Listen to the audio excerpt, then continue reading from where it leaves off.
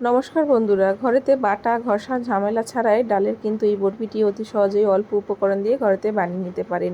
এখানে ডালের বরফি বানানোর জন্য ছোলা ডালকে 2 ঘন্টা আমি ভিজিয়ে রেখেছি। কুকারের মধ্যে দিয়ে 2টো সিটি দিয়ে 5 মিনিট ঢাকনাটা বন্ধ রাখলে ডালটা রেডি হয়ে যাবে। এই পর্যায়ে গ্যাসের মধ্যে একটি পাত্র বসিয়ে মাখন দিয়ে দিচ্ছি 50 গ্রাম, তার মধ্যে রিফাইন অয়েল কিছু অ্যাড করে দিচ্ছি, একটি তেজপাতা, একটি দালচিনি এবং ছোটো এলাচ দিয়ে দিচ্ছি। তার ডাল থেকে সুন্দর গন্ধ বেরোলেই তেলের মধ্যে ডাল বাটাগুলো এর মধ্যে দিয়ে দিতে হবে, দিয়ে ভালোভাবে নেড়ে চেড়ে নিতে হবে। ডালটাকে কন্টিনিউ কিন্তু নাড়তে হবে যাতে নিচে না তলা ধরে যায়। কিছুটা ডাল শুকনো হয়ে আসলে ডালের মধ্যে স্বাদ মতন এখানে আমি চিনি অ্যাড করে দিচ্ছি। চিনি আপনাদের স্বাদ মতন আপনারা পছন্দ কম বেশি করে নিতে পারবেন, এটি কোনো অসুবিধা নেই। চিনি দেওয়ার সঙ্গে সঙ্গে ডালের মধ্যে কালারটা কিন্তু চেঞ্জ হয়ে আসবে। এখানে ডালটা কিন্তু রেডি হয়ে এসেছে। ডালটা যখন রেডি হয়ে আসবে হালুয়াটা পাত্র থেকে কিন্তু এইভাবে ছেড়ে দেবে। এবার গ্যাসের ফ্লেমটি এই পর্যায়ে আমি বন্ধ করে দিচ্ছি, দিয়ে একটি বাসনের পাত্রের মধ্যে ডালটাকে আমি নামিয়ে নিচ্ছি।